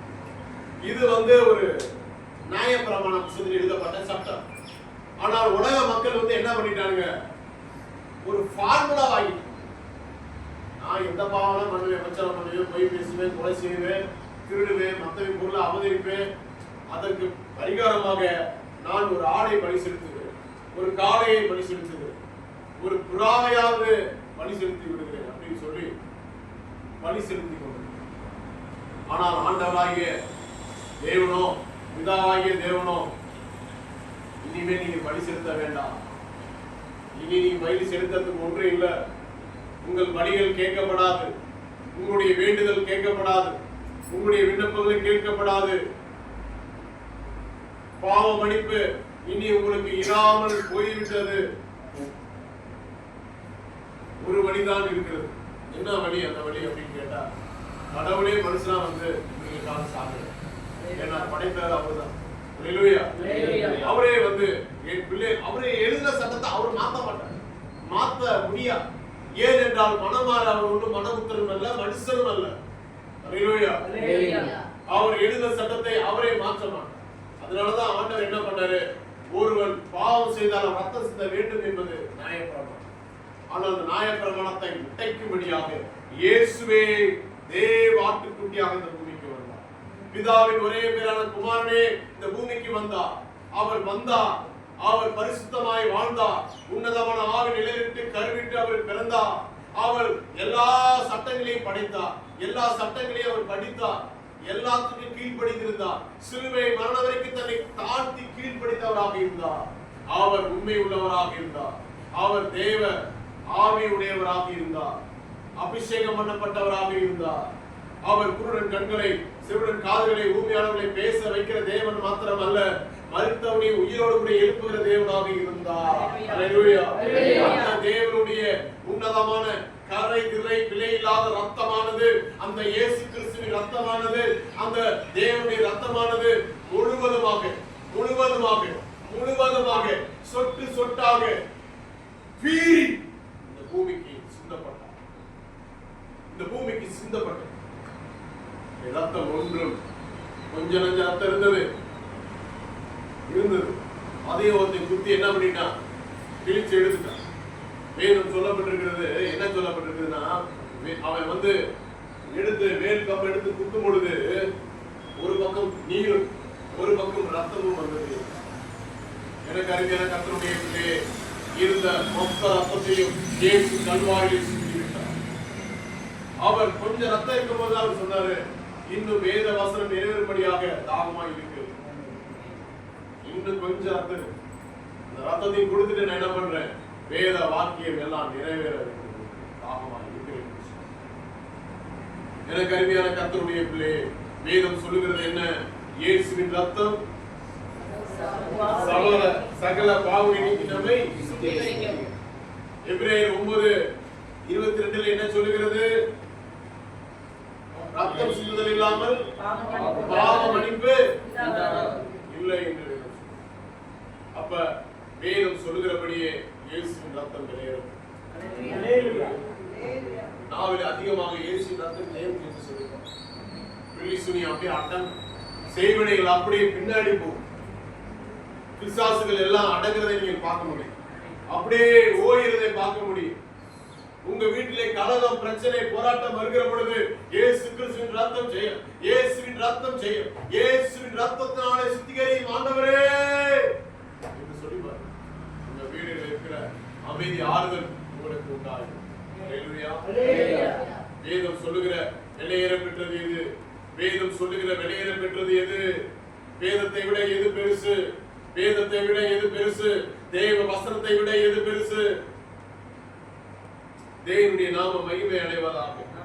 எடுத்து வாசிங்க என்னோட கூட. 1 பேதுருவின் புத்தகம் 2ஆம் அதிகாரம் 4-5 வசனத்தை சத்தமாய் வாசிக்கலாம். மனுஷரால் தள்ளப்பட்டதாயினும் தேவனால் தெரிந்து கொள்ளப்பட்டது வெளியேற பெற்றதுமாயிருக்கிற ஜீவனுள்ள கல்லாகிய அவரிடத்தில் சேர்ந்தவர்களாகிய நீங்களும் ஜீவனுள்ள கற்களை போல ஆவிக்கேற்ற மாளிகையாகவும் இயேசு கிறிஸ்து மூலமாய் தேவனுக்கு பிரியமான ஆவிக்கேற்ற பலிகளை செலுத்தும்படிக்கு பரிசுத்த ஆசாரியர் கூட்டமாகவும் கட்டப்பட்டு வருகிறீர்கள். நல்லா கவனிக்கணும். கல்லை குறித்து வேதம் சொல்லுகிறது. அந்த கல் வெளியேற பெற்ற கல், அது ஜீவனுள்ள கல் என்று இந்த வசனத்தில் சொல்லப்பட்டிருக்கிறது. நான் உங்களுக்கு இது புரியும்படியாக சொல்ல விரும்புகிறேன். ஒரு நம்ம வாழ்க்கையில கடந்து போறோம், ஒரு சாலையில கடந்து போகிறோம் என்று சொன்னா பெரிய கல்லை பார்த்து நம்ம தடுக்கி விடுவோமா? கல் தடுக்கி விடுவோம் சொல்லுவோமா? எந்த கல்லை பார்த்து தடுக்கி விடுவோம்? சின்ன கல். சின்ன சின்ன விஷயத்துல தான் நம்ம தடுக்கி விடுவோம். பெரிய கல்லை பார்த்தா ஐயோ பெரிய கல்லை அழுத்திடுவோம். அந்த மாதிரிதான் நம்முடைய வாழ்க்கையில அநேக சின்ன சின்ன காரியங்களினால நம்ம என்ன பண்ணிடுறோம்? வெளியேற பெற்றதை மறந்து போகிறோம், வெளியேற பெற்றதை பெற முடியாமல் போகிறோம். நம்மளுக்குள்ளாக ஜீவனுள்ள கல் இருக்கிறது என்பதை, ஜீவனாக கல்லாக மாளிகையாக நம்மளை கட்ட வேண்டும் என்று தேவன் விரும்புகிறார். ஆனால் நம்ம என்ன பண்ணுகிறோம்? அநேக நேரங்களில் சாலையில் கிடக்கிற கல்லை போல சிறு சிறு கல்லை கண்டு நம்ம தடுக்கி விழுந்து வெளியேற பெற்ற தேவனுடைய ரத்தத்தின் சுத்திகரிப்பை இழந்து போவோம். வெளியேற பெற்ற வேத வசனத்தை நாம் இழந்து போவோம். வெளியேற பெற்ற விசுவாசத்தை நாம் இழந்து போகிறோம்.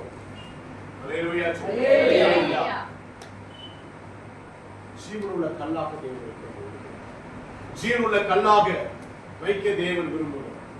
நம்மளுடைய கல் எப்படிப்பட்ட கல்லுன்னா ஜீவனுள்ள கல்லாக இருக்கும்.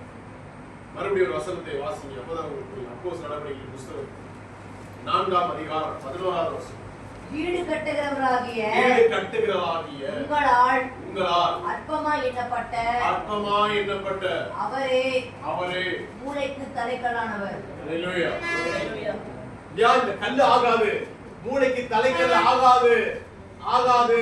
இதனால ஒண்ணு இல்ல, இதனால ஒண்ணு யூஸ் இல்லன்னு சொல்லி எந்த கல்லை தள்ளினார்களோ, எந்த இயேசுவை புறக்கணித்தார்களோ, எந்த யூதர்கள் தேவனை புறக்கணித்தார்களோ, அந்த யூதர்களுக்கு, அந்த ஜனங்களுக்கு, இந்த உலகத்திற்கு, இந்த உலக மனிதர்களுக்கு ஒன்றுக்கு ஆகாது என்று தள்ளின கல்லே மூளைக்கு தலைக்கல்லாயிற்று.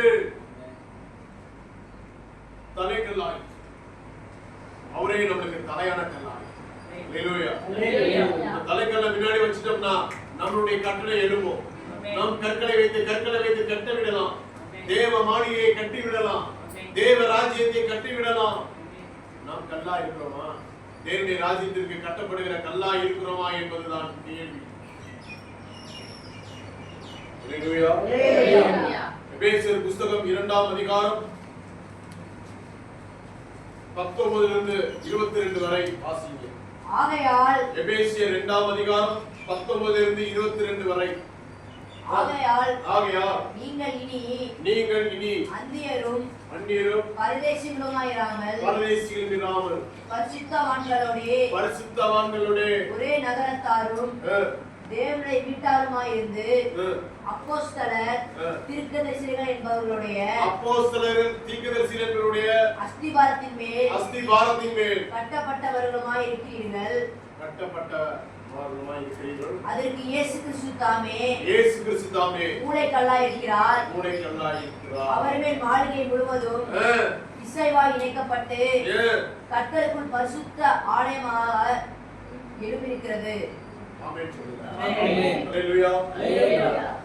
வசனம் எவ்வளவு தெளிவாக சொல்லுகிறது பாருங்க. வேத வசனம் எவ்வளவு தெளிவாக நம்ம வாழ்க்கையை சொல்லுகிறது.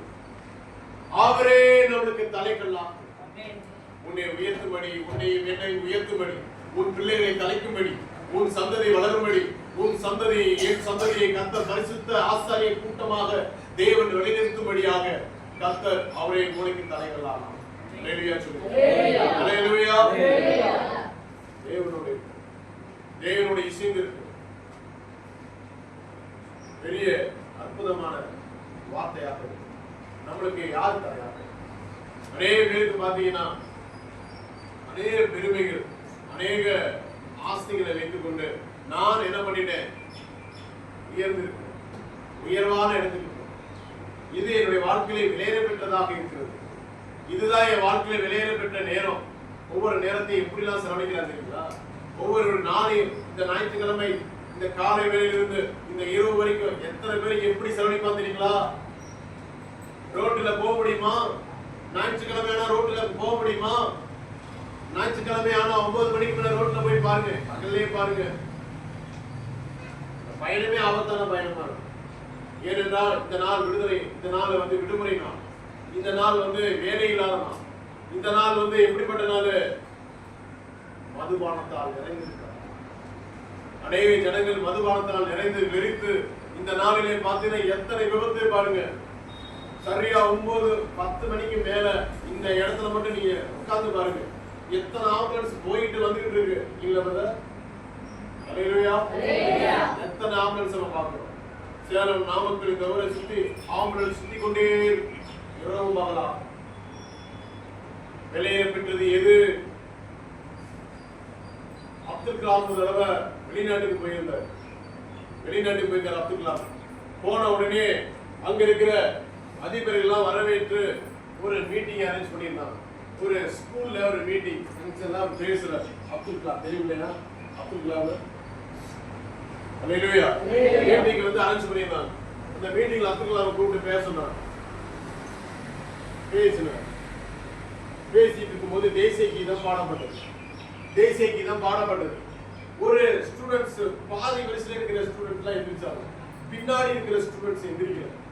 அவர் சந்தேகத்தோட ஏன் எந்திரிக்க மாட்டாங்க? தேசிய கீதம் எல்லாரும் எந்திரிச்சுட்டாங்க, ஏன் எந்திரிக்கன்னு சொல்லிட்டு அவருக்கு எண்ணங்கள். பின்பு முடிந்ததுக்கு அப்புறம் அவர்களை பார்த்தார். இந்த குழந்தைகளுக்கு பாத்தீங்கன்னா போலியாவோட அட்டாக் ஆயிடுச்சு. அதனால அவரால் எந்திரிக்க முடியும். அதை பார்த்து மனம் கசந்து, அதை மனம் கசந்து பின்பு அவர் அப்துல் கலாம் அவர்களுக்கு ஏதாவது செய்ய வேண்டும் என்று முயற்சி செய்தார். பின்பு ஒரு நாள் அப்துல் கலாம் வேற ஒரு நாட்டுக்கு அவர் கடந்து போகிற பொழுது கேட்டார். என்ன கேட்டாங்கன்னா, அப்துல் கலாமை பார்த்து, உங்களுடைய வாழ்க்கையிலே வெளியேற பெற்ற தருணம் எது? உங்க வாழ்க்கையில வெளியே நீங்க இந்தியாவில் மிகப்பெரிய விஞ்ஞானத்துவத்தில் கண்டுபிடிச்சிருக்கிறீங்க, நாட்டுக்கே பெருமை சேர்த்து கொடுத்திருக்கிறீங்க. உங்களுடைய வெளியேற பெற்ற கண்டுபிடிப்புகள் எது என்று நீங்கள் கூறுகிறீர்கள் என்று அப்துல் கலாமை கேட்கிற பொழுது அவர் சொல்லியிருந்தார், நான் மீட்டிங்கு போயிருந்தேன், இப்படி ஒரு ஸ்கூல் ஃபங்க்ஷன் போயிருந்தேன். அநேக பேர் தேசிய கீதம் பாடும்பொழுது எழுந்து நின்றார்கள். பின்பாக சில பேர் எழுந்து நிற்காமல் இருந்தார்கள். விசாரித்தேன். பின்புதான் தெரிந்தது அவர் போலியாவை பாதிக்கப்பட்டவர்கள் என்று. அவர்கள் ஏன் எந்திரிக்க முடியவில்லை அப்படின்னு பார்த்தா, அவங்க செயற்கைக்கால் கொடுத்திருந்தாங்க. பின்பு ஏன் எந்திரிக்க முடியலன்னு பார்த்தா, 3 கிலோ வெயிட் உள்ள செயற்கைக்காலோட அவங்களால எந்திரிக்க முடியல. இதுதான் பிரச்சனை. பின்பு கடின உழைப்பு, கடின முயற்சி நிமித்தம் 100 கிராம் எடையுள்ள செயற்கைக்காலை நான் தயாரிக்கிறேன். 100 கிராம் எடையுள்ள செயற்கைக்காலை தயாரிக்கிறேன். அதை நான் ஃபிட் பண்ண பொழுது, அந்த குழந்தைகளுக்கு நான் மாற்றின பொழுது, அநேக போலியால் பாதிக்கப்பட்ட குழந்தைகளுக்கு அந்த செயற்கைக்காலை பொருத்தின பொழுது அவர்கள் குதித்தார், நின்றார், ஆடினார். இதுதான் என்னுடைய வாழ்க்கையிலே வெளியேற பெற்ற கண்டுபிடிப்பாக இருக்கிறது.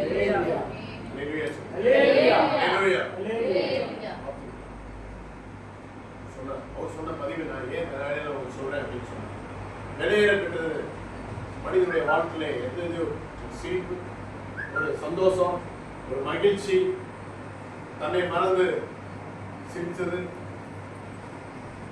கொஞ்ச நேரம் நம்ம கவலை இல்லாமல் சிரித்துக் கொண்டிருந்தது என் வாழ்க்கையில் மறக்கவே முடியாது.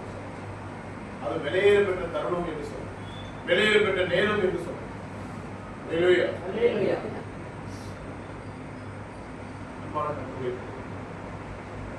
விலையேறப்பட்டது தலைக்கல். இயேசுதான் விலையேறப்பட்டது தலைக்கல் என்று சொல்லுகிறோமே, அது யார் என்றால் நாசரேயனாகிய இயேசு. அவரே நமக்கு விலையேறப்பட்டவர். ஒரு நாள் சந்தோஷத்துக்காக, சில நாட்கள் சந்தோஷத்துக்காக அநேக பேர் ஓடிக்கொண்டு, ஆனால் கர்த்தர் சொல்லுகிறார், இதோ யாரும் தர முடியாத சமாதானத்தையே உனக்கு தருகிறேன். இன்னொரு வார்த்தை சொல்றாரு, என்னுடைய சமாதானத்தையே உனக்கு தருகிறேன். அல்லேலூயா.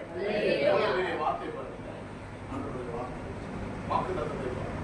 அந்த சமாதானத்தை தேடி நம்ம நாடி இருக்கும் பொழுது, செபிக்கிற பொழுது, வேத வசனமே அவருக்கு உணவு என்று உண்ணுகிறவர்களாக இருக்கிற பொழுது, நிச்சயமாக நம்மளுக்கு கர்த்தர் என்றும் தலைக்கல்லாக இருப்பார். அல்லேலூயா. கடைசியாக ஒரு விலையேறப்பட்டதை நம்ம காமித்து கொடுத்து செய்தியை முடிக்க விரும்புகிறேன். என்னோட கூட திருப்பிக் கொள்ளுங்க. 1 பேதுருவின் புஸ்தகம் 3ஆம் அதிகாரம் 4வது வசனம். 1 பேதுரு 3ஆம் அதிகாரம் 4வது வசனம். அழியாத அலங்கரிப்பா இருக்கிற சாந்தமும் அமைதலும் உள்ள ஆவியாகிய இருதயத்தில் மறைந்திருக்கிற குணமே உங்களுக்கு அலங்காரமாய் இருக்க கடவுது. அதுவே தேவனுடைய பார்வைக்கு விலையேற பெற்றது. எது தேவனுடைய பார்வையிலே விலையேற பெற்றது என்பதை தெரிந்து கொள்ளுங்கள். இந்த வசனத்தை ஆண்களும் சரி பெண்களும் சரி குறித்து வைத்துக் கொள்ளுங்கள். எது விலையேற பெற்றது? தேவனுடைய பார்வையிலே எது விலையேற பெற்றது? எது தேவன் பார்க்கிற பார்வையிலே ரொம்ப கனமான பார்வை? வாசிங்க மறுபடியும். அழியாத அலங்கரிப்புமாய் இருக்கிற அழியாத அலங்கரிப்பு என்ன என்று வேதம் நமக்கு சொல்கிறது? சாந்தம், அமைதலும் உள்ள அமைதி, ஆவியாகிய இருதயத்தில் மறைந்திருக்கிற. அப்ப இருதயத்தில் இருக்கு, இருதயத்தில் ஏதோ மறைந்திருக்கு. இருதயத்தில் என்ன மறைந்திருக்குன்னா சாந்தமும் அமைதியும். அல்லேலூயா. இருதயத்தில் மறைந்திருக்கிறது என்ன?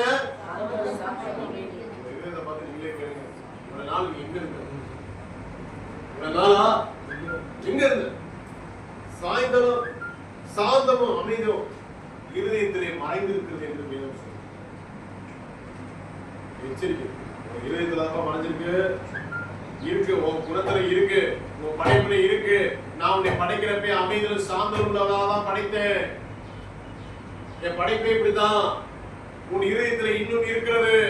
நீ அதை விட்டுட்ட, அதை மிஸ் பண்ணிட்ட, அதை இழந்துட்டு இருக்கிற. அது உன்னை மறைச்சிட்டு இருக்கு. வேறொரு கேரக்டர் இருக்கு, வேறொரு எண்ணம் உனக்குள்ள இருக்கு. நான் கோபக்காரன் நினைக்கிறீங்களா? நான் எரிச்சல் வந்தா என்னால கண்ட்ரோல் பண்ண முடியல, கோபம் வந்தா கண்ட்ரோல் பண்ண முடியல. இல்ல சில நேரங்களில் வந்து நான் ஏமாந்துடுறேன், என்னை ஏமாத்திடுறாங்க, எனக்கு கோபம் வருது, எனக்கு எரிச்சல் வருது, அவருக்கு மேல எனக்கு கசப்பா இருக்கிறேன், அதை விட்டு நான் என்னால வெளியே வர முடியல. எனக்கு இப்படி துரோகம் பண்ணிட்டாங்க பாஸ்டர், எனக்கு இப்படி துரோகம் பண்ணிட்டாங்க, இப்படி என்னை இந்த வார்த்தையை கொண்டு பேசிட்டாங்க, இதை விட்டு என்னால வெளியே வர முடியல. என் சமாதானத்தை இழந்துட்டேன், என்னோட அமைதியை இழந்துட்டேன், என்னுடைய சாந்தத்தை இழந்துட்டேன்னு சொல்லுகிற ஒவ்வொரு தேவனுடைய உனக்குள்ளாக தேவன் கொடுத்த வரம் இருக்கு. உனக்காக உன் இருதயத்திலே கொடுக்கப்பட்டதான வரங்கள் ஒளிந்து இருக்கிறது. அதுதான் அமைதியும் சாந்தம். அதுவை நம் மேலோங்கி செய்யும் தேவனுடைய ஆவியை தூய பரிசுத்த ஆவியை கொண்டு மேலோங்கி செய்யும். ஒருவேளை அந்த வளையத்துக்குள்ள நம்ம போக முடியல, அந்த லிமிட்ல நம்ம போய் வந்து நிக்க முடியல அப்படின்னு சொன்னா பரிசுத்த ஆவியானவர் துணையோடு கேளுங்க. ஆவியானவரே, எனக்கு இந்த ஆவி வேண்டும், இந்த விலையேற பெற்ற அலங்கரிப்பாய் இருக்கிற அமைதியும் சாந்தமும் உள்ள ஆவி எனக்கு வேண்டும் ஆண்டவரே சொல்லி கேளுங்க. ஆவியானவர் வந்தா அமைதி வந்துடும். ஆவியானவர் வந்தாருன்னா என்ன ஆயிடும்? சாந்தம் வந்துடும். அல்லேலூயா. நம்ம சில நேரங்களில் பொறுத்து போயிடுவோம். நமக்கு ஆச்சரியமா இருக்கும், பரவாயில்லையே நம்ம அமைதியா போயிட்டோமே, கோவப்படலையே. இந்திலாம் எப்படி ஒரு சட்டையை உடச்சாலே அடிப்பான். பக்கத்து வீட்டுல ஏதாவது ஒன்று போட்டாலே என்ன பண்ணிடுவான்? அவங்க வீட்டுல இருக்கிற குப்பையை பூரா அடிட்டு வந்து நம்ம வீட்டுல இருக்கிற பின்னாடி இருக்கிற குப்பையில வந்து அவங்க வீட்டுல போட்டுருவோம். கொலாய் சண்டையில நம்மளை பிடிக்க யாரும் முடியாது. கொலாய் சண்டையில எதுவும் பேச மாட்டீங்க, சண்டையை போடாம தெரியும். எங்களுக்கு சபைக்கு வருகிற விசுவாசிகளை பத்தி எனக்கு நல்லா தெரியும். எல்லாருமே சண்டை போடுறவங்க தான், ஆனா தேவன் நம்மை மாற்றி வச்சிருக்கிறார். உன்னையும் என்னையும் தேவன் மாற்றி விட்டார். ஒளிந்து இருக்கிற அந்த இதயத்துக்குள்ளாக இருக்கிற அமைதியும் சாந்தத்தையும் கர்த்தர் துரிதப்படுத்தி நம்மை மாற்றி. ஹல்லேலூயா. தேவனுடைய நாமம் மகிமை அடைவதாக. கர்த்தருடைய நாமம் மகிமை அடைவதாக. ஹல்லேலூயா. நம்மளுக்குள்ளாக அப்படிப்பட்ட ஆவி வேணும்னு சொல்லி சொல்றோம். மற்றவர்களை மன்னிக்கிற, மற்றவர்களை வெறுக்காத ஆவி, மற்றவர்களை மன்னிக்கிற ஆவி, சகிப்பு தன்மை உள்ள ஆவி, பொருந்து போற ஆவி, மற்றவர்களை ஏளனமாக பேச முடியாத ஆவியை கர்த்தர் உனக்கு எனக்கு தர வேண்டும் என்று சொல்லி சொல்றோம். ஹல்லேலூயா. ஹல்லேலூயா. நம்ம யாரை ஏளனம் வைக்கிறாங்க ஏற்றுக்கணும். ஹல்லேலூயா. ஹல்லேலூயா. ஹல்லேலூயா. முடியாது. அவனை பரிசுத்தம் வைக்கணும். ஆமாங்க. ஹல்லேலூயா. ஹல்லேலூயா. நான் யாருமே ரோட்ல போறப்ப, வீதியில போறப்ப, எங்க போனாலும் பயந்துட்டே பேசுவேன். ஏன்னா நம்ம யார அப்பா இங்கதான் இருக்கோம். நம்ம யார அலட்சியப்படுத்தணும் அவங்க உயர்த்தி வராங்க. ஹல்லேலூயா. எனக்கு ஒரு சாட்சி சொல்றேன் கேளுங்க. நம்முடைய சாட்சி. ஹல்லேலூயா. நீக்ரோ ஆப்பிரிக்கர்களை வெள்ளையர்கள் மகா கொடுமைப்படுத்தினார். அவர்கள் நாட்டை பிரித்து, இனத்தை பிரித்து, அவருடைய குடும்பத்தை பிரித்து, ஒரே குடும்பத்துல கணவன் ஒரு பக்கம் பிரிப்பான், மனைவி ஒரு பக்கம் பிரிப்பான், பிள்ளைகளை ஒரு பக்கம் பிரிப்பான். ஆங்கிலேயர் பிரித்து இந்த ஒருத்தனை ஒரு வெள்ளக்காரை தந்திருக்குவான் அடிமையாக, இன்னொருத்தன் அடிமையாக இன்னொருத்தன் தந்திருக்குவான். இப்படி ஆணையும் பெண்ணையும் பிரிச்சுவான், கணவன் மனைவியும் பிரிச்சுவான். சின்ன பிள்ளைகளையும் தோட்ட வேலை, அந்த வேலை, இந்த வேலைக்கு என்ன பண்ணிவான் பிரிச்சுவான். இப்படி ஒரே குடும்பத்தை பிரித்து அவர்கள் பல ஆண்டுகளாக தாய் மனைவி கணவனை பார்க்க முடியாம பண்ணிடுவாங்க. இப்படி அநேக ஆண்டுகளாக கருப்பர்கள் இவர்கள் ஒரு ஆங்கிலேயர் குதிரையில் வரும் பொழுது இவர்கள் வரக்கூடாது. கருப்பர்கள் என்ன பண்ணக்கூடாது? நீக்ரோ மக்கள் ஆப்பிரிக்கர்கள் வரக்கூடாது. குதிரையில் சரிசமமா வரக்கூடாது. அவர்கள் இவர்கள் ஒரே இடத்துல சேர்ஸ்ல ஒண்ணா உட்காரக்கூடாது. இதெல்லாம் இப்படி தீண்டாமைகள் அதிகமாக இருக்கு. இன்னைக்கு போய் பாருங்க, அமெரிக்கால போய் ஆப்பிரிக்கன் எல்லா இடத்துலயும் 5 பேர் அமெரிக்கன் இருக்கிறானா அதுல ஒருத்தன் ஆப்பிரிக்கன் இருக்கான். அவனை லீட் பண்ணி கர்த்தர் உயர்த்தினான். இவ்வளவு அமெரிக்கன் அதிபர் ஆப்பிரிக்கன் இல்லைன்னா இல்லையா ஜனாதிபதியா? ஆமென் சொல்லுங்க. கர்த்தர் உயர்த்தினான். யார மட்டமா நினைக்கிறோமோ, யார இழிவா நினைக்கிறோமோ, யார அவமானமா நினைக்கிறோமோ கர்த்தர் அவருக்கு முன்னாடி நம்ம எப்படி இருக்கணும் அப்படின்னா, நீங்க சாந்தமா, கஷ்டம்தான், ஆனாலும் ஆவியானவர் வந்தா ஈஸி. ஆவியானவர் வந்தா நமக்கு சுலபம் தான். நேரங்களை பொறுத்துக்கொள்ள முடியலதான். இந்த வார்த்தையை அவங்களுக்குள்ள இதயத்துக்குள்ள நிரம்பிக்கிட்டு இருக்கு. இந்த வார்த்தை கசப்பா நிரம்பி கொண்டிருக்கிறது, வேதனையாக நிரம்பி கொண்டிருக்கிறது. ஆனாலும் கர்த்தருடைய தேவப்பிள்ளையே ஆவியானவர் வந்தா நம்மளுக்குள்ளாக அப்படியே தேவனுடைய சுவாபம் நமக்குள்ள இருக்கு. தேவனுடைய வீட்டுல பாத்திரம் எல்லாம் பறக்காது. வீட்டுல சட்டி பண்ணலாம் என்ன ஆகாது, உடையாம கர்த்தர் என்ன பண்ணுவாரு? அமைதியிலே தருவார். பேச மாட்டேன் பாக்குறாங்க. இங்க திரும்பி மாட்டிட்டு இருக்க கூடாது. நடக்கல. கர்த்தரை நெருங்கி வர கர்த்தர் நம்மளை என்ன பண்ணுவாரு? ஃபர்ஸ்ட் ஒரு கிறிஸ்தவர்கள் என்றால் அவங்களுடைய அடையாளம் எப்படி இருக்கு தெரியுங்களா? அமைதி. அடையாளம் என்ன? அமைதி. சில கிறிஸ்தவர்கள் பாத்தீங்கன்னா நேரம் எல்லாம் பேசுவாங்க, அப்படியே ஸ்வீட், அப்படியே கேட்குற மாதிரி, கேட்கறது சாப்பிடுற மாதிரி. வாங்க பிரதர், சோதர சிஸ்டர், நல்லா இருக்கீங்களா? எப்படி இருக்கீங்க? போயிட்டான்னு வச்சுங்க வேற மாதிரி இருக்கும். சில நேரங்களில் வந்து பார்ப்பேன், பயங்கரமா ஜெபம் பண்ணுவாங்க, பயங்கரமா இருப்பாங்க சபையில. திடீர்னு அவங்க வீட்டுக்கு போய் ஜெபம் பண்ண போவேன். அவங்க சொல்லிதான் போவேன். போனா ஒரே ஆட்டம் பாட்டம், டிவி சவுண்டு பயங்கரமா இருக்கும். இங்கிட்ட ஒரு சண்டை ஓடிட்டு இருப்பாங்க, இந்த வழி அந்த பாட்டு இந்த பாட்டு. நான் போய் நின்ற உடனே அப்படியே அந்த குடும்பமே என்ன ஆயிரும்? சாப்பிட்டு டிவி ஆஃப் பண்ணுவாங்க. அப்படியே உண்மை விமரவே மாட்டாங்க, அப்படியே அழுகிற மாதிரி ஆயிடுவாங்க.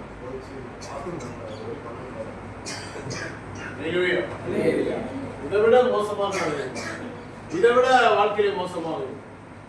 நாங்க ரட்சிப்பெல்லாம் பாத்தீங்கன்னா இவனாவது பரவாயில்ல, டிவியா சவுண்ட் வச்சா. நாங்க வீடை சுத்தி ஸ்பீக்கர் வச்சு வாடகைக்கு வாங்கிட்டு வந்து சுத்தி ஸ்பீக்கரை வச்சு பாட விட்டு பக்கத்து வீட்டுக்காரன் எவனையுமே பக்கத்து தெருக்காரனே தூங்கணும். இப்படிலாம் இருந்தோம். என்னைக்கு இயேசு ஏற்றுக்கொண்டோமோ, என்னைக்கு தேவனை ஏற்றுக்கொண்டோமோ, ஆண்டிலிருந்து அமைதி உண்டா, அடக்கம் உண்டா, எது தீமை எது நன்மை என்று கர்த்தர் கற்றுக் கொடுத்து ஆண்டவர் என்ன பண்ணாரு? இந்த மொழிகால் ரெண்டி போட்டாங்க. நாவுகள் யாவும் இயேசுவே ஆண்டவர் என்று அறிக்கை செய்யும். நம்முடைய வாழ்க்கையில எதை விட வேண்டும்?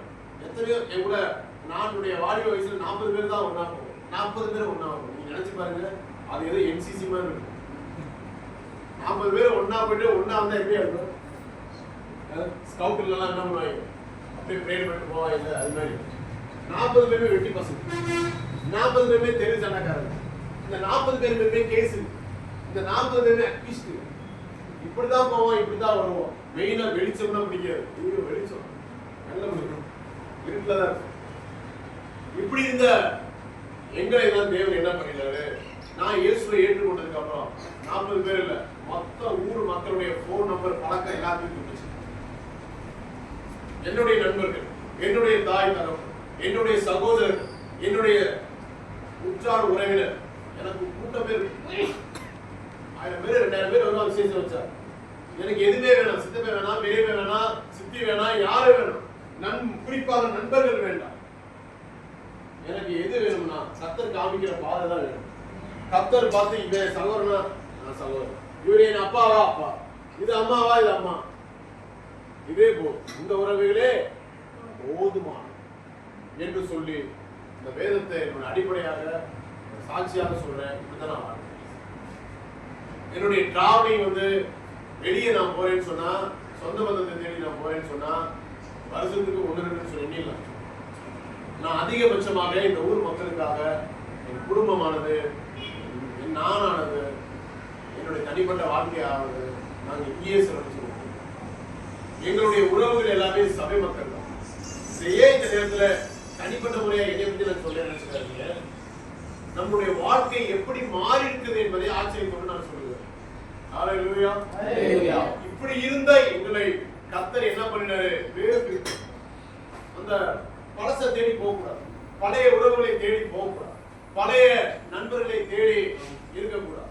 நம்முடைய கேரக்டர், நம்முடைய எண்ணங்கள், நம்முடைய சிந்தனைகள் எல்லாமே கேரக்டர் எல்லாமே மாற வேண்டும். நம்முடைய குணாதிசயங்கள் மாற வேண்டும்.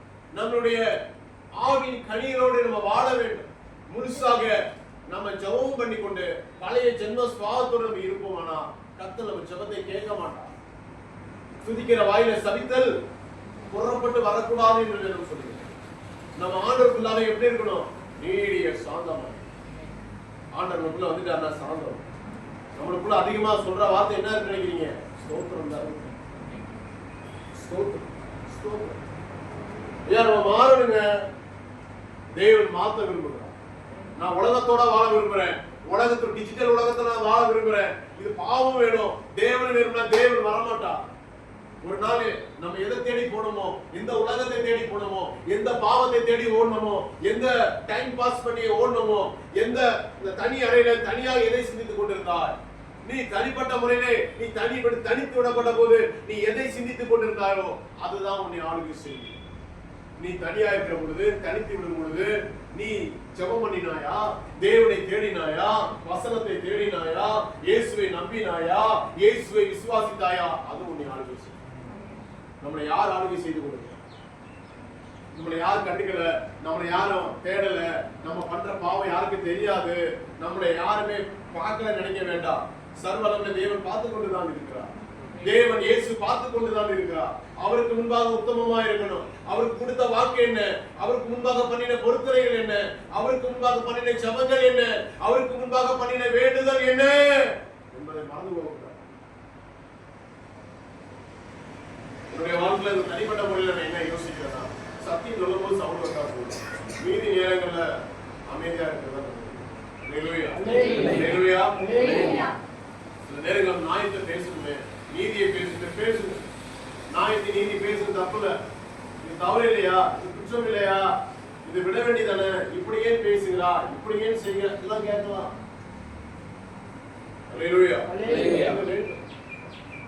சமாதானம் பண்ணுகிற தேவனுடைய புத்திரர் எனப்படுவார். ஹல்லேலூயா. ஹல்லேலூயா. சமாதானத்துக்கு ஏதுவாக எந்த வார்த்தையும் வேணாலும் எச்சரிக்கை கொடுக்கிறோம். ஆனா நம்ம மூலியமா சமாதானம் உடைச்சு வந்தது தேவனுடைய நாம மகிமை அடைவதாக. சங்கீதத்துக்கு எழுதின புஸ்தகம் 25ஆம் சங்கீதம் 9ஆவது வசனத்தை சீக்கிரமாய் வாசிங்க. சாந்த குணமுள்ளவர்களை நியாயத்திலே நடத்தி சாந்த குணமுள்ளவர்களுக்கு தமது வழியை போதிக்கிறார். பிலிப்பியர் 4ஆம் அதிகாரம் கடைசியாக பிலிப்பியர் 4:5 வாசிங்க.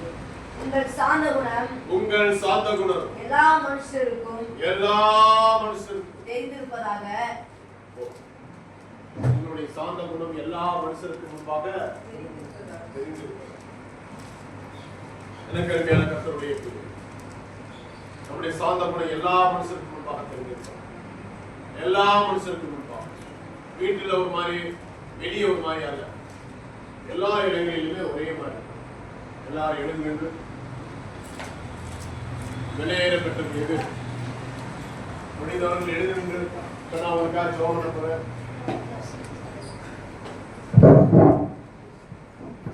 உங்களுக்காக நான் ஜெபம் பண்ண போறேன்.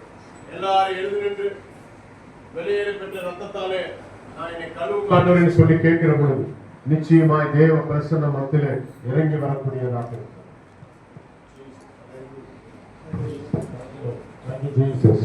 எல்லாரும் கண்களை மூடி, இருந்த இடத்திலே கண்களை மூடி.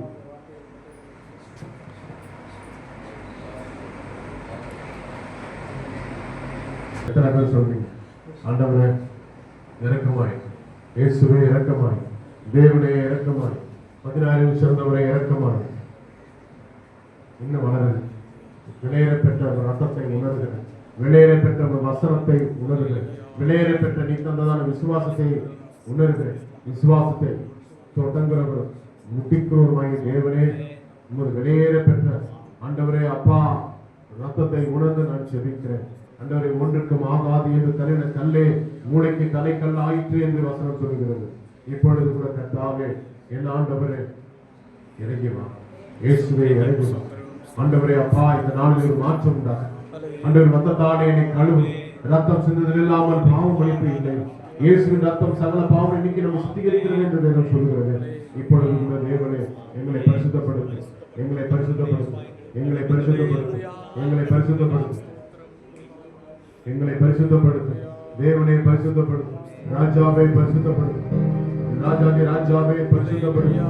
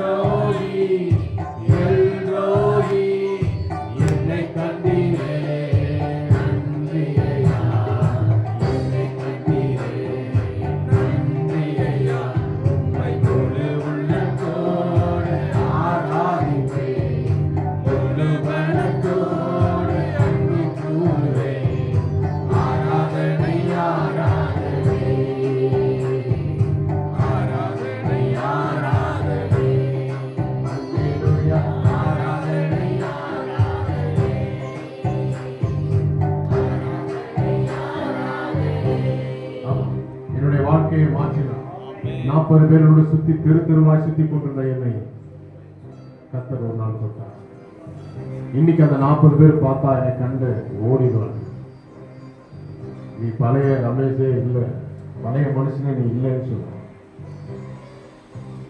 எனக்கு அருமையான கர்த்தருடைய பிள்ளைகளே, வெளியேற பெற்ற ரத்தம் கொடுக்குள்ளாய் வரும் பொழுது, வெளியேற பெற்ற நம்மளை கழுவுற பொழுது, வெளியேற பெற்ற நம்மளை சுத்திகரிக்கிற பொழுது புது மனுஷனாய் மாறும், புதிய வாழ்க்கையாக நாம் மாறும். நாம் மற்றவர்களை பார்க்கிற பொழுது தாயாய் பார்ப்போம், தகப்பனாய் பார்ப்போம், சகோதரனாய் பார்ப்போம், சகோதரியாய் பார்ப்போம். இப்படித்தான் நம்முடைய கண்கள் இருக்கிறதே தவிர வேறு ஒரு வார்த்தையாக கோபத்தினாலேயோ, எரிச்சலினாலேயோ, வைராக்கியத்தினாலேயோ, கசப்பினாலேயோ, பொறாமையினாலேயோ பார்க்கக்கூடிய கண்களாக இல்லாமல் அமைதியும் சாந்தம் உள்ள கண்களாக தர வல்லமையுள்ளவர்.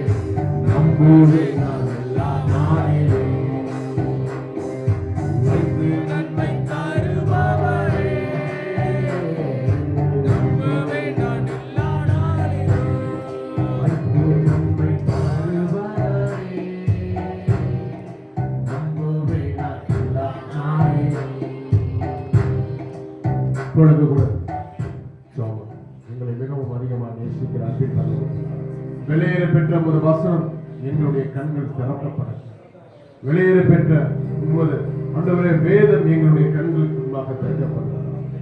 ஆண்டவரே எங்களுடைய ஆவிக்குரிய கண்களை திறந்து ஆண்டவரே ஒரு வேதத்துடைய ஆராய்ச்சி செய்யணும், ஒரு வேதத்தை தியானிக்கவும், ஒரு வேதத்தை விசுவாசிக்கவும். ஆண்டவரே எங்களுடைய ஆவிக்குரிய கண்களை ஒவ்வொருடைய கண்ணையும் திறந்து ஒரு வசனம் எங்களை விடுதலை செய்யட்டும். நாளிலே கூட இந்த வார்த்தையின்படி எங்களை ரசித்து ஆரம்பிச்சு இயேசுவின் நாமத்தில் பிதாவே.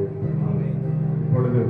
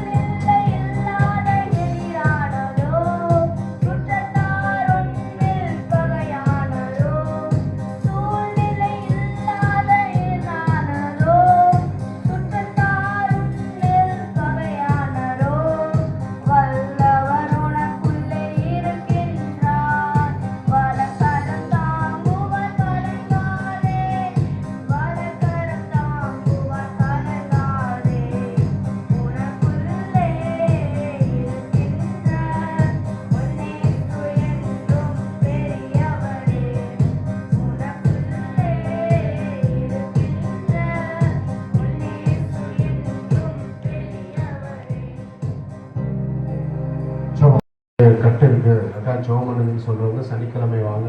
பக்கத்தில் இருக்கிறவங்களாம் சனிக்கிழமை வாங்க. உவாட்சபத்துக்கு அந்த 3 வாரமும் வாங்க. திருவிழா எடுக்கிறவங்களாம் மாசத்துல ஒரு தடவை வந்து கட்டாயமா வந்து என்ன செய்யணும், பாசிட்டிவ் பிரேக் வந்து கலந்துக்கணும்.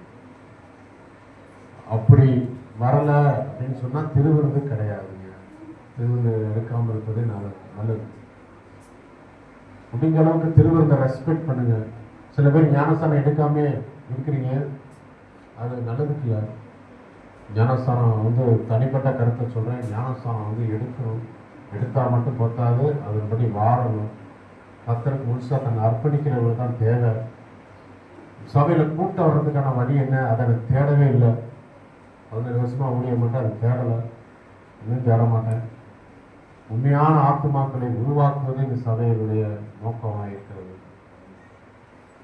அதனால் உண்மையாக உங்களை பார்த்து உங்களுக்கு பின்னாடி வர்றவங்களும் உங்களை பார்ப்பாங்க.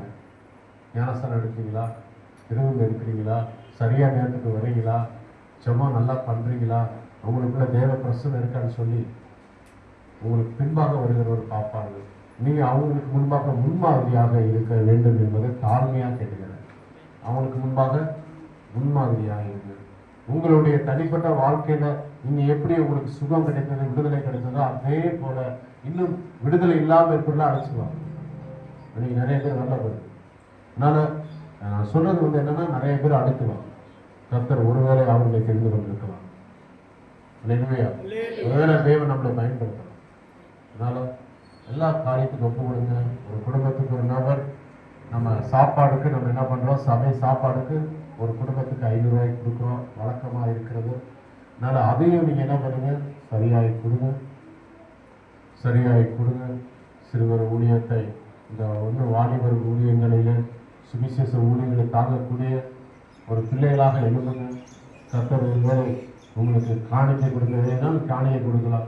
இல்லை எனக்கு இல்லை ஜெபம் பண்ணுறேன் அப்படின்னு சொன்னால் ஜெபம் பண்ணலாம். ஏதாவது ஒரு வகையில் நீங்கள் என்ன பண்ணுங்க, கர்த்தருடைய ஊழியத்தை தாங்குங்க. கர்த்தர் உங்களுடைய ஜெப குறிப்பை பின்னாலே நீங்கள் சொல்லணும். நீங்கள் தசமாக கொடுக்குறப்ப உங்கள் கவரில் உங்களுடைய ஜெப குறிப்பை எழுதி பின்பாக தசமாக கொடுங்க. அதை மையமாக எழுதுங்க. சில பேர் கொடுக்க மாட்டீங்க, செவக்குறிப்புலேயே நீங்கள் அந்த கவரில் பின்னாடி செவக்குறிப்பை எழுதி நீங்கள் கொடுக்கணும். அந்த ஜெபம் பண்ணுங்க, வலிமையாக ஜெபம் பண்ணுங்க. சபைகள், கிளை சபைகள் அங்கங்கே உருவான்னு சொல்லி ஜெபம் பண்ணுங்க. நிறைய போராட்டம், நிறைய தடைகள், ஊழியத்திற்கு விரோதமாக நிறைய இருந்துட்டு இருக்குது. இந்த ஓப்பன் இருக்கிற இந்த சர்ச்சு எத்தனை வருஷமா இந்த இடத்துல இருக்கு? எத்தனை வருஷமா இருக்கு இந்த சர்ச்சு? இந்த இடத்துல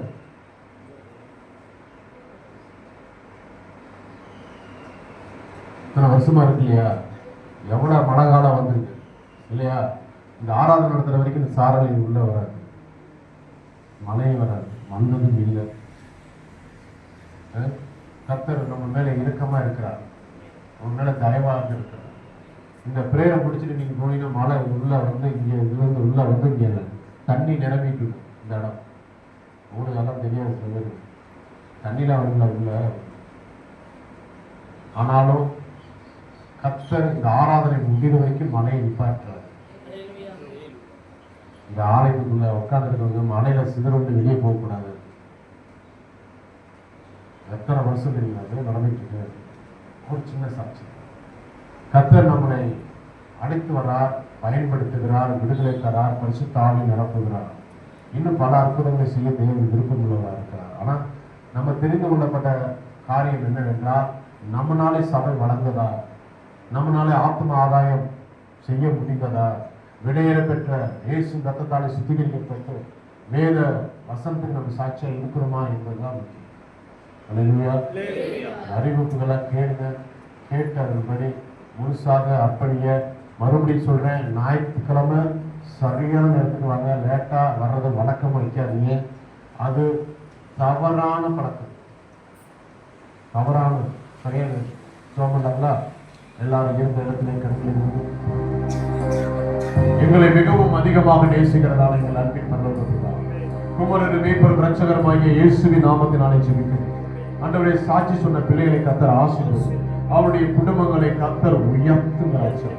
கர்த்தர் ஆண்டவரே பிள்ளைகளை செழிக்கப்படும், அவர் சந்ததிகளை செழிக்கப்படும்.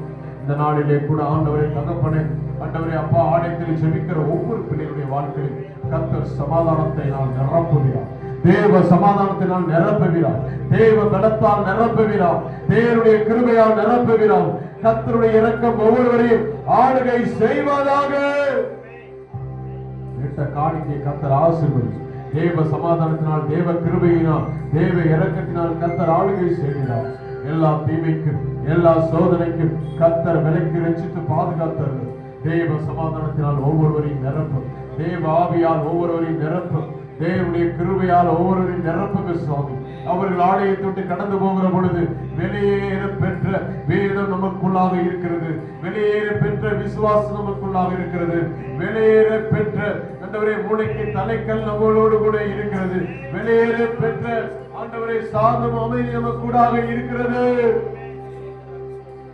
வெளியேற பெற்ற இயேசு கிறிஸ்துவின் ரத்தம் இருக்கிறது என்ற வைராக்கியம் ஒவ்வொருடைய இருதயத்திலும் ஆட்கொண்டு ஆக்கிரமித்து ஆளுகை செய்வதாக. தேவனுடைய வல்லமை இறங்கட்டும், சீனுள்ள வல்லமை இறங்கட்டும், சைக்கினா மகிமை இறங்குவதாம், சேவம் உண்டாவதாம். நாசரனாகிய இயேசு கிறிஸ்துவின் நாமத்தினாலே ஒவ்வொருவரையும் ஒரு கருத்துக்குள்ளாக ஒப்பு கொடுத்து ஜெபிக்கிறேன். ஜெபம் கேளும் ஜீவனுள்ள பரலோக நல்ல பிதாவே, ஆமென். என் ஆத்துமாவே கர்த்தரை ஸ்தோத்திரி, என் முழு உள்ளமே பரிசுத்த நாமத்தையே ஸ்தோத்திரி. என் ஆத்மாவே கர்த்தரை ஸ்தோத்திரி, கர்த்தர் செய்த சகல உபகாரங்களை கிருபையை ஒருபோதும் மறவாதே.